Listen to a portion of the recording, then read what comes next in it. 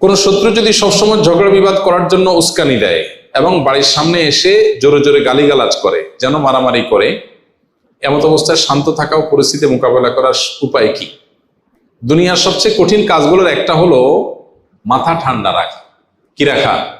মাথা ঠান্ডা রাখা, সবর করা, সংযম করা। এটা হলো দুনিয়ার সবচেয়ে কঠিন কাজগুলো একটা। অনেক লম্বা লম্বা ওয়াজ করাও সহজ, কিন্তু জায়গা মতো সবর করা সহজ না। এই যে প্রশ্ন করেছেন, এরকম পরিস্থিতি আমাদের প্রত্যেকের জীবনে কম বেশি আসে। এমন ভাবে খোঁচাখুচি করতেছে, এমন ভাবে আপনাকে খেপায় তুলতেছে, জেদ সৃষ্টি করার চেষ্টা করতেছে যে টিকে থাকা কঠিন, মেজাজ ঠান্ডা রাখা কঠিন। কিন্তু আপনি সুচিন্তিত ভাবে আমার কি করা উচিত, চুপ থাকা যদি ভালো হয়, সে যত খেপাক আমি চুপ থাকবো। আর যদি রিয়্যাক্ট করতে হয়, যতটুকু করলে আমার জন্য কল্যাণ হবে ততটুকু, বেশি করবো না। এই সিদ্ধান্তটা সহজ সিদ্ধান্ত না, অনেক কঠিন সিদ্ধান্ত। এটা সবাই পারে না। দাড়ি রাখা, টুপি পরা, জুব্বা পরা, এমনকি নামাজ কালাম পড়া, এগুলো যত সহজ, সবর করা এত সহজ না। এই জন্য অনেক নামাজি কালাম মানুষের দেখবেন যে পরিস্থিতি যখন খারাপ হয়, দেখা যায় সেরাবেরা অবস্থা হয়ে গেছে, মুখ খারাপ করে গালিগালাজ করে চেতে মেতে অবস্থা খারাপ হয়ে গেছে। তো এই জন্য সংযম বা আত্মনিয়ন্ত্রণ এটা খুব কঠিন একটা কাজ। ইসলাম আমাদেরকে বারবার এই জিনিসটা শিখিয়েছে। আমাদেরকে নিজেকে কি করতে হবে? নিজেকে কন্ট্রোল করা শিখতে হবে। যেখানে যতটুকু দরকার ততটুকু ডোজ দিব, বেশি দিয়া এরপরে বলবো সরি, এটা করা উচিত না।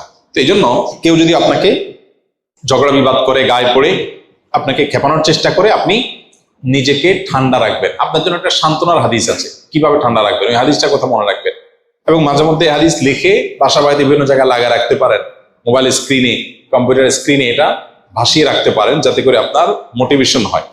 আবু দাউদে বর্ণিত একটা হাদিস নবী করিম সাল্লাল্লাহু আলাইহি ওয়াসাল্লাম থেকে বর্ণিত হয়েছে। তিনি বলেছেন, আনা যাইমুন বিবাইতিন ফি রাবাদিল জান্নাতি লিমান তারাকাল মিরা ওয়া ইন কানা মুহিক্কা। অর্থাৎ নবীজি বলেছেন, আমি জান্নাতের মধ্যে একটি প্রাসাদ পাইয়ে দেওয়া। জান্নাতে প্রাসাদের মালিক হওয়া মানে কিন্তু দুনিয়ার মতো কোন ফ্ল্যাট প্লট বা বাড়ির মালিক হওয়ার মতো না। দুনিয়াতে মানুষ মালিক হয় কতদিনের জন্য? আপনি একেবারে দুবাইয়ের পামজমারিতে ফ্ল্যাট কিনলেন, আপনি নিউ ইয়র্কে ফ্ল্যাট কিনলেন, অস্ট্রেলিয়ার সিডনিতে ফ্ল্যাট কিনলেন, খুব সুন্দর সুন্দর জায়গায় দামি ফ্ল্যাট বাড়ি কিনলেন, কতদিন ভোগ করবেন? 50, 60, 70, 80 বছর, ঠিক না বেঠিক? মালিকানা তো এই পর্যন্তই। এরপরে মালিক হবে কে? ছেলে, বউ, অন্য কে। এরপর তো আপনি মালিক না, নাকি?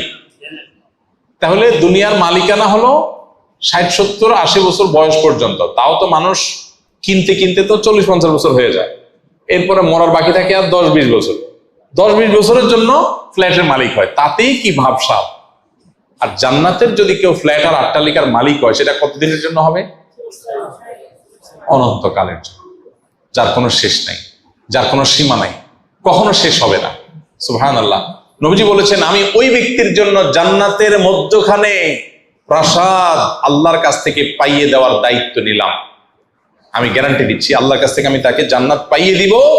যে ব্যক্তি ঝগড়া করার উপলক্ষ তৈরি হওয়ার পরেও অন্যায়ভাবে তার উপরে জুলুম করা হচ্ছে, তারপরে সে কথা বাড়াচ্ছে না, কেন? ঝগড়া বাড়বে সেজন্য।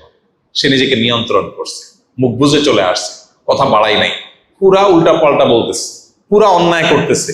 চাইলেই এখানে এটাকে নিয়ে সামনে বাড়ায় ঝগড়া করা যায়, কিন্তু সে ঝগড়াটা এড়াইতে চাচ্ছে। এই জন্য বলছে, ভাই থাক, ঠিক আছে ভাই, আপনি যা বলছেন ওকে।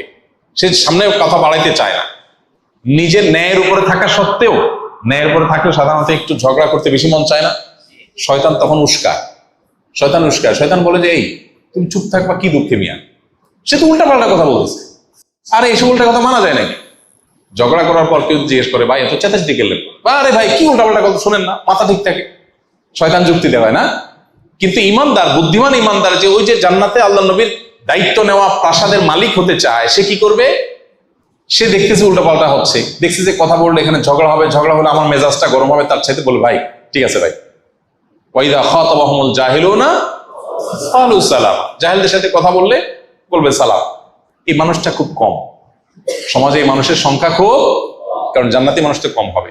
তাহলে এবার দেখেন, যৌক্তিক হোক, আপনার কথাটাই সঠিক, সে উল্টাপাল্টা বলতেছে, ফেসবুকে একদিনে পোস্ট লিখছে, আর দেখলে মেজাজটা কি উল্টাপাল্টা কথা বলছে। এই জন্য আপনি কমেন্ট বক্সে গিয়া তার গোষ্ঠী উদ্ধার করে গালিগালাজ দিল, সে আবার আপনার গোষ্ঠী উদ্ধার করে, আপনি আবার তার দাদার গোষ্ঠী উদ্ধার করলেন। এভাবে আস্তে আস্তে সামনে বাড়তে থাকলো।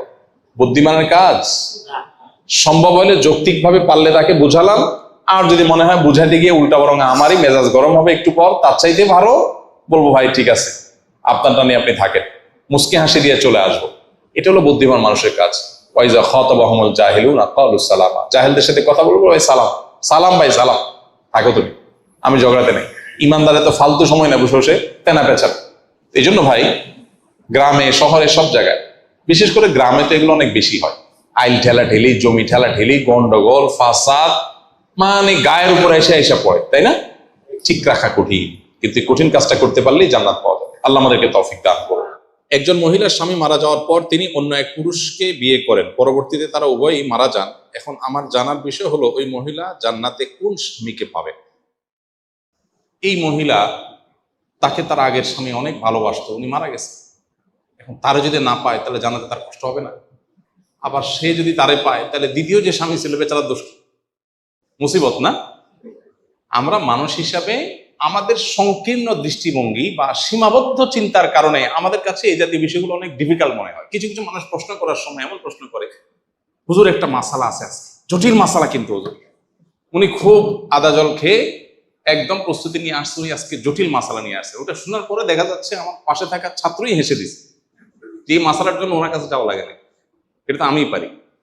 কিন্তু যিনি আসছেন তিনি মনে করতেছেন এটা কি মহা জটিল।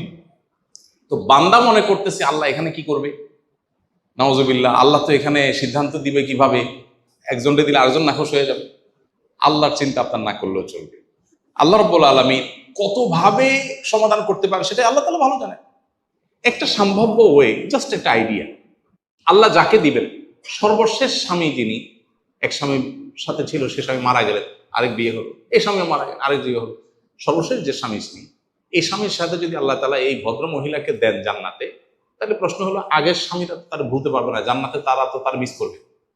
উত্তর হলো আল্লাহ তাআলা তার প্রোফাইল থেকে এই মহিলাকে ডিলিট করে দিবেন। কি বলেন? তার মেমোরি থেকে ডিলিট করে দিবেন। এরকম কোন মানুষ তার পৃথিবীতে ছিল, সে হতে পারে না এরকম।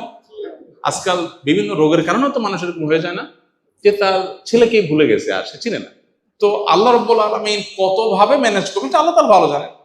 আপাত দৃষ্টিতে তো সর্বশেষ স্বামী যিনি, তার সাথে থাকবে, এটা খোলা চোখে বোঝা যাবে। এই বিষয়গুলোকে কোরআন হাদিস আলাদা করে ডিসক্লোজ করে নাই, এগুলো আলাদা স্পষ্ট করা হয় না, অতএব এগুলোতে আমাদের ঘাটাঘাটি না করলেও চলবে। এখন মুশকিল হলো মানুষ দুনিয়া থেকে আখিরাতটাকে দুনিয়ার মতো মনে করে। মহিলা চিন্তা করে আমি কোনটারে পাবো, স্বামী চিন্তা করে হায় আমি পাবো কিনা। আরে চান্দু, কিয়ামতের ময়দানে ইয়া নফসি বলতে জান যাবে, কারে পাবে না পাবে সে তো বহুত পরের কাহিনী, তাই না? এই জন্য আমরা দুনিয়াটারে আমাদের মতো করে ভাবি, এই জন্য এরকম মনে হয়। যে এক মহিলা অনেক আগে লাইভে আমার কাছে প্রশ্ন করেছিল, লিখেছিল যে ভাই এমন কোনো আমল আছে কিনা যে আমি মারা যাওয়ার পরে আমার স্বামী আর কোনো বিয়ে করতে পারবে না। তা আমি বললাম যে আপনি মারা যাওয়ার পরে আপনার চরকায় তেল দিতে দিতে জান যাবে, স্বামী বিয়ে করছে না অন্য কি করছে এটা দেখার সময় আপনার হবে না। এটা দুনিয়াতে এখন ফুর্তিতে আছেন তো এই জন্য এসব মনে হচ্ছে, মরার পরে আপনার সেই ফিলিংস থাকার কথা না, ইয়ানসি করতে যাবেন। তো যাই হোক, এটা আল্লাহ তাআলা ভালো জানেন এবং আল্লাহর জন্য এগুলোর সমাধান কোনো জটিল বিষয় না, আমাদের কাছে অনেক জটিল মনে হতে পারে।